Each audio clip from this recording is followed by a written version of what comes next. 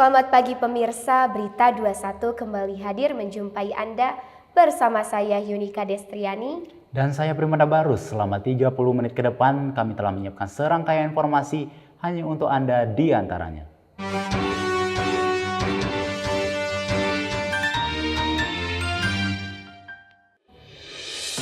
Aksi pencurian kendaraan bermotor masih menjadi perhatian masyarakat dan mahasiswa di Jatinangor.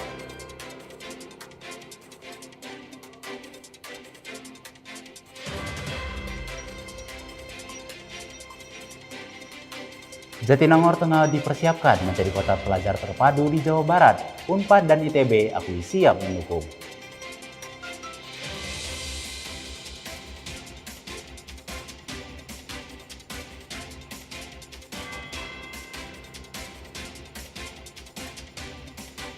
Sempat menuai pro dan kontra, bagaimana perkembangan kebijakan gate system di Unpad Jatinangor?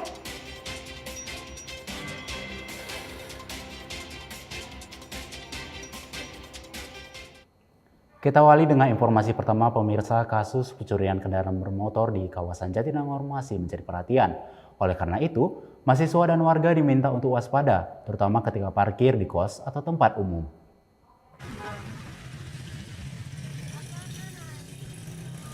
Sepeda motor menjadi sarana transportasi utama bagi sebagian besar mahasiswa di Jatinangor. Namun, di tengah tingginya mobilitas tersebut, kasus pencurian kendaraan bermotor masih menjadi kekhawatiran bagi masyarakat. Kondisi ini membuat sebagian mahasiswa lebih berhati-hati dalam menjaga keamanan kendaraannya. Saya punya teman di kebetulan teman seangkatan gitu, pas pagi-paginya mau ke kampus, dicuri, motornya hilang. Kekhawatiran terhadap pencurian kendaraan bermotor tidak hanya dirasakan oleh mahasiswa, tetapi dirasakan juga oleh warga sekitar. Dari segi keamanan, sebenarnya minim banget. Dari RT, dari RW, dan pihak kepolisian kurang gercep, kurang cepat untuk menindaklanjuti atau untuk mengadakan keamanan untuk mengurangi curanmor. Menanggapi kekhawatiran masyarakat, pihak kepolisian menyatakan terus melakukan berbagai upaya pencegahan dan pengawasan. Ya, kalau untuk curanmor di Polsek Jatinangor, dia benar-benar meningkat tiap tahun. Itu selalu meningkat dan tiap hari biasanya selalu ada. Kalau untuk peningkatan sebenarnya nggak begitu signifikan ya Mbak. Biasanya itu kita ngitungnya itu per tahun itu nggak kayak meningkat banget, enggak. Cuman memang setiap hari itu selalu ada gitu loh. Kalau untuk tindakan dari kita, tiap hari kita selalu melakukan patroli. Nah itu patrolinya rutin. Dan tiap hari Minggu itu kita patroli gabungan dan di tiap jam 7 sampai dengan pagi itu ada patroli gabungan dari Polres juga. Kepolisian juga menghimbau masyarakat untuk meningkatkan kewaspadaan dan memastikan kendaraan dalam kondisi aman saat diparkir. Dari Jatinangor, Kabupaten Sumedang, Bella melaporkan. Selanjutnya pemirsa, Jatinangor tengah dipersiapkan menjadi kota pelajar terpadu di Jawa Barat. Reporter kami akan mengajak Anda untuk meninjau kesiapan perguruan tinggi menjadikan kawasan tersebut terintegrasi dan nyaman bagi mahasiswa. Berikut informasi selengkapnya. Penetapan Jatinangor sebagai kawasan terpelajar kembali menjadi perhatian. Lantas, bagaimana respon dan kesiapan dari dua kampus besar di Jatinangor? Berikut laporannya. Sejak 1987, Jatinangor memang telah dipersiapkan sebagai pusat pendidikan dengan hadirnya Universitas Pajajaran. Kini, kawasan ini kembali disorot karena rencana penetapannya sebagai kota pelajar. Namun, sejauh mana kesiapan tersebut dan apakah kampus-kampus besar di Jatinangor sudah mendapat informasi resmi terkait rencana tersebut? Ya, betul. Sudah ada pertemuan-pertemuan begitu ya.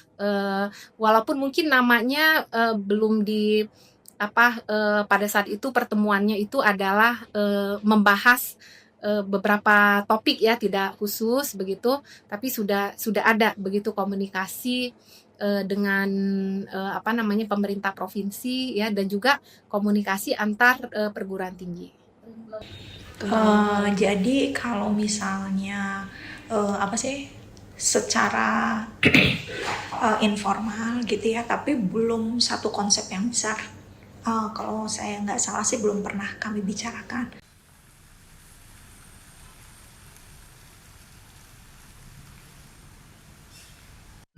Jadi sudah sejak lama sekali ada yang disebut dengan Forum Jatinangor begitu ya.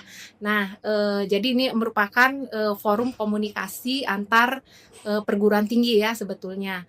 Nah, juga sempat atau sekarang masih ada, itu juga ada Jatinangor City of Digital Knowledge. Nah, di situ juga ada komunikasi dengan perguruan tinggi lainnya. Nah, itu ya harus ada konsep yang jelas. Kemudian bagaimana penurunannya pada level implementasi. Pemirsa, rencana menjadikan Jatinangor sebagai kota pelajar membuka harapan baru bagi kawasan pendidikan di Jawa Barat. Tetapi, keberhasilannya akan sangat bergantung pada keterlibatan kampus dan jawaban atas persoalan yang selama ini dirasakan mahasiswa di lapangan. Dari Jatinangor, Jawa Barat, Kaila melaporkan.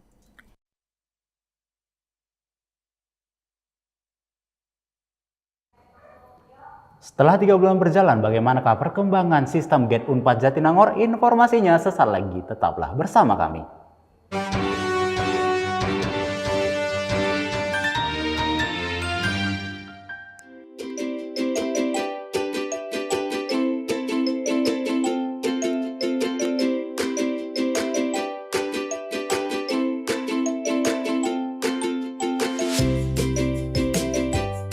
Hayo, siapa yang pernah menemukan kasus seperti ini? Jangan ditiru ya teman-teman. Teman-teman tahu nggak sih, kursi prioritas itu diperuntukkan untuk 4 kategori, yaitu ibu hamil, penyandang disabilitas, ibu yang menggendong bayi atau balita, serta lansia. Jangan lupa prioritaskan kursi sesuai dengan ketentuannya ya teman-teman.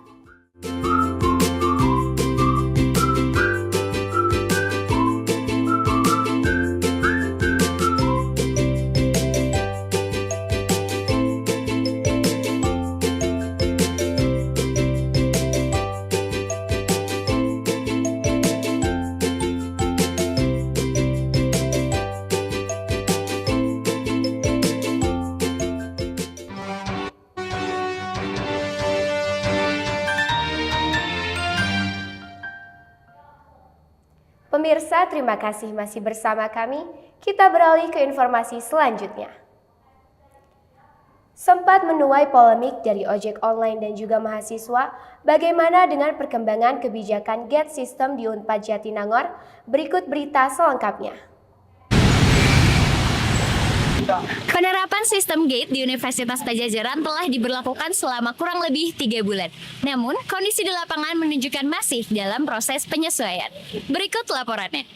Sejumlah mahasiswa mengaku telah beradaptasi dengan sistem yang berlaku. Namun, beberapa di antaranya masih menyampaikan sejumlah keluhan, terutama terkait akses mobilitas dan jarak tempuh menuju beberapa fakultas.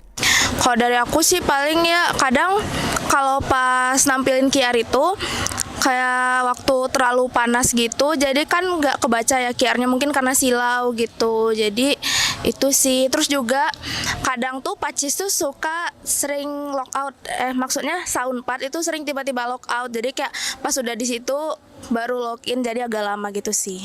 Ya, kalau menurut aku setelah evaluasi itu jadi lebih mudah karena udah ada cara-cara yang lebih simpel gitu. Karena sebelumnya kan QR tuh kadang susah yang ngambilnya, ada error segala macam. Tapi setelah evaluasi itu jadi ada cara-cara lain, jadi lebih mudah.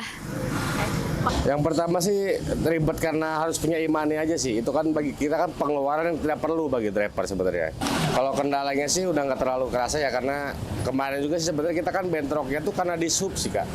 Di sub nutup jalan letter Uyang ini yang di Gerlam, nah yang di Pangdam ya. Nah itu ditutup karena ya mungkin ada keresahan warga entah masyarakat juga yang motong arus ya kan buat ngejar waktu. Jadi betul kita sudah melakukan evaluasi di 3 bulan pertama sesuai dengan hasil diskusi dengan mahasiswa maupun demo waktu ojek online ya. Dan itu juga sudah disampaikan hasil evaluasinya itu pada saat pertemuan kedua dengan ojek online dan mahasiswa. Dalam beberapa bulan ke depan, kami tuh merencanakan gate keluar di RSPT itu kita akan reposisi lagi dan penambahan terutama untuk motor. Langkah berikutnya adalah yang gate C. Yang gate C itu yang belum ada gate-nya. Gerbang C itu yang belum ada gate-nya. Nah itu tentu kita tidak bisa terus-terusan melepas begitu saja kan. Semua orang bisa lewat masuk situ gitu ya, mau mahasiswa, mau termasuk juga masyarakat yang tidak ada kepentingan dengan kampus, bahkan hanya untuk datang main-main di kampus, bukan tidak boleh tentu, tapi kita berharap masyarakat yang tidak ada hubungannya dengan kampus itu silakan datang ke kampus, tapi tidak membawa kendaraannya, sehingga tidak membuat kemacetan, lalu menurunnya kualitas ketentraman di dalam kampus. Gitu. Dari Jatinangor, Kabupaten Sumedang, Bella melaporkan.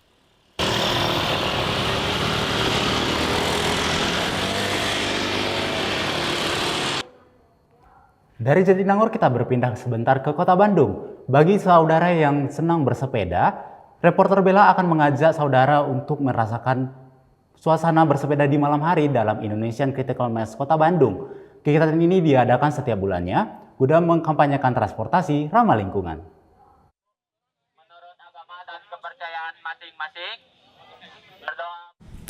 Ratusan pesepeda mengikuti kegiatan Indonesian Critical Mass atau ICM yang rutin digelar di Kota Bandung. Kegiatan ini menjadi sarana kampanye penggunaan sepeda sekaligus mengajak masyarakat untuk lebih peduli terhadap transportasi ramah lingkungan. Kehadiran rombongan pesepeda yang memenuhi jalanan juga menarik perhatian pengguna jalan lainnya. Ya Kak, boleh perkenalkan namanya dan juga boleh dikasih tahu ke pemirsa dari arah mana? Oke, perkenalkan saya Wahyu Nata Sukma, bisa dipanggil Nata ya. Saya dari Cirebon. Dari Cirebon, wah lumayan jauh ya pemirsa. Nah Kak Nata, kira-kira kenapa pengen ikut Critical Mass hari ini? Kalau untuk Critical Mass yang khususnya di Bandung ini ya Kak ya, saya lihat dari IG sih udah rame sekali sini ya. Jadi penasaran lah pengen ikut datang ke Bandung nih mainnya. Selain berolahraga, kegiatan ini menjadi wadah untuk menyuarakan hak pesepeda sebagai pengguna jalan raya. Di sisi lain, pengguna jalan juga harus menyesuaikan mobilitas mereka ketika rombongan pesepeda melintas. Kalau keganggu sih enggak, cuma agak kaget aja karena banyak pesepedanya kan, jadi sempat memakan badan jalan juga, jadi sempat bikin macet, tapi karena mungkin ini eventnya tidak sering juga, jadi tidak masalah sih.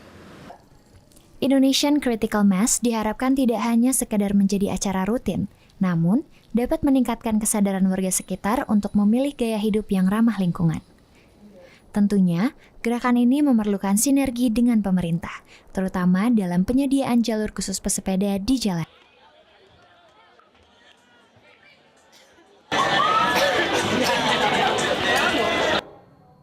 Selanjutnya pemirsa akan hadir kisah inspiratif dari seorang perempuan asal Atambua, Nusa Tenggara Timur yang tetap memilih berbagi di tengah pendapatan yang tidak menentu. Saksikan kisah selengkapnya, tetaplah bersama kami.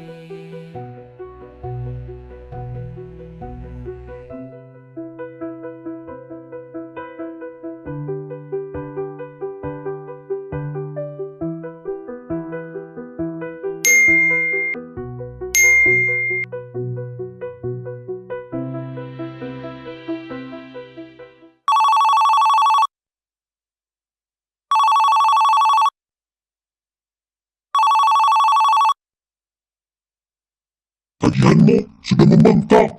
Hentikan semua pemborosan itu sebelum semuanya terlambat. Hentikan semua pemborosan itu sebelum semuanya terlambat.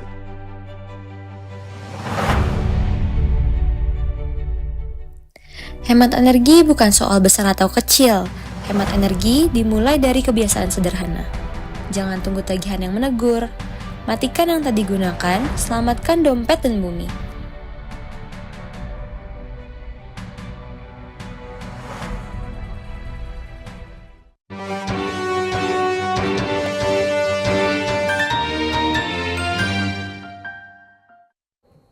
Terima kasih masih bersama kami.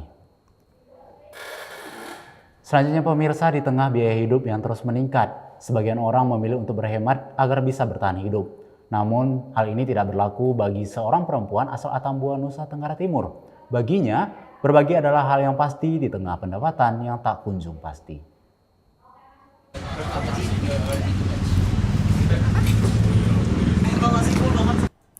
Di saat banyak orang bekerja untuk mengejar upah dan kepastian hidup, ada yang memilih bertahan karena intuisi hati.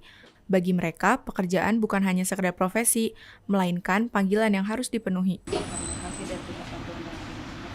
Perkenalkan, nama saya Marta Belao, biasa dipanggil Marta. Saya profesinya pendidikan agama Kristen, dan asal saya dari Nusa Tenggara Timur dan sekarang stay di Jatinangor. Sejak tahun 2019 sih, dari awal masuk kuliah, saya sudah ditolong sama lembaga pelayanan navigator. Yang membuat saya tertarik dalam mengikuti navigator itu, yang pertama itu mereka menolong secara pribadi ke pribadi gitu. Jadi kalau yang lain saya nggak tahu ya, tapi yang pasti saya tertarik karena menolongnya pribadi. Jadi apapun saya bisa sampaikan ke mereka. Jadi mereka bisa tahu, oh dia sedang mengalami hal-hal seperti ini. Oh Marta ini harus ditolong seperti ini, jadi dia bisa bertumbuh dan bisa menolong orang lain juga. Itu panggilan ya, di orang kekristenan itu disebut panggilan. Jadi saya berangkat memutuskan untuk mengikuti ini bukan karena keinginan saya sendiri. Kalau keinginan saya sendiri, mending saya kerja biar dapat duit banyak kan. Nah tapi karena saya sudah merasakan kasih Allah di dalam kehidupan saya, akhirnya saya memutuskan untuk menolong orang lain juga dan menjangkau anak-anak muda yang belum mengenal siapa itu Tuhan. Jadi mereka bisa menikmati kasih itu bersama dengan saya. Jadi kita kan nggak memaksakan orang untuk yang sudah kita tolong mereka harus ikut pelayanan juga, mereka harus full timer juga seperti saya. Tapi kan masing-masing punya pilihan. Jadi saya memaknainya saya adalah pilihan Allah gitu. Saya orang yang dipanggil Allah, orang yang siap sedia untuk diutus Allah gitu. Jadi saya benar-benar menikmati itu, apapun pelayanannya. Kan pasti ada juga yang namanya halangan dan tantangan ya. Tapi karena mengetahui siapa yang memanggil kamu, siapa yang pilih kamu, akhirnya tahu gitu. Jadi lebih kayak menikmati itu. Kalau khawatir ya pasti iya gitu ya. Siapa sih yang nggak khawatir tentang kehidupannya sehari-hari gitu, kebutuhannya. Apalagi kalau udah selesai ya, pasti keluarga itu tahu, oh kamu udah kerja ini segala macam gitu. Jadi bukan hanya tentang diri saya, tapi tentang keluarga juga, keluarga yang harus dihidupi. Nah jadi khawatir iya, tapi mau sampai kapan gitu khawatir, karena di panggilan saya sudah meyakini kalau saya sudah dipanggil sama Tuhan, sudah diutus Tuhan ke tempat ini ya, saya menyerahkan semuanya kepada Tuhan gitu. Tuhan yang bekerja gitu di dalam kehidupan saya.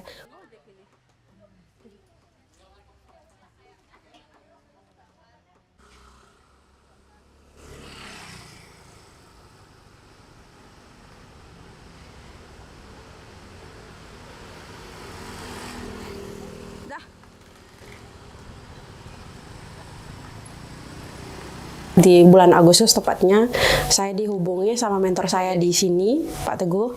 Nah itu sama istrinya juga disampaikan, kamu nanti pelayanan di sini, karena sudah disampaikan sama sesama mentor ke mentor. Nah akhirnya saya diutus ke sini, mereka menghubungi saya, nanti kamu tinggalnya di rumah Tante Dengsi ya, gitu. Jadi sebenarnya nggak tahu sih siapa sih Tante Dengsi gitu. Terus mereka jelaskan Tante Dengsi adalah orang yang pernah ditolong juga, tapi dia memiliki hati untuk memberikan rumahnya untuk ditempati. Pada akhirnya, kehidupan bukan hanya tentang mengejar materi, tetapi juga tentang memberi dengan setulus hati. Dan itu aku malu banget. Informasi Marta tadi sekaligus menutup perjumpaan kita pada Berita 21 edisi hari ini. Akhir kata saya Primanda Barus. Dan saya Yunika Destriani mewakili rekan kerja yang bertugas. Pamit undur diri, terima kasih atas kebersamaan Anda. Selamat pagi dan sampai jumpa.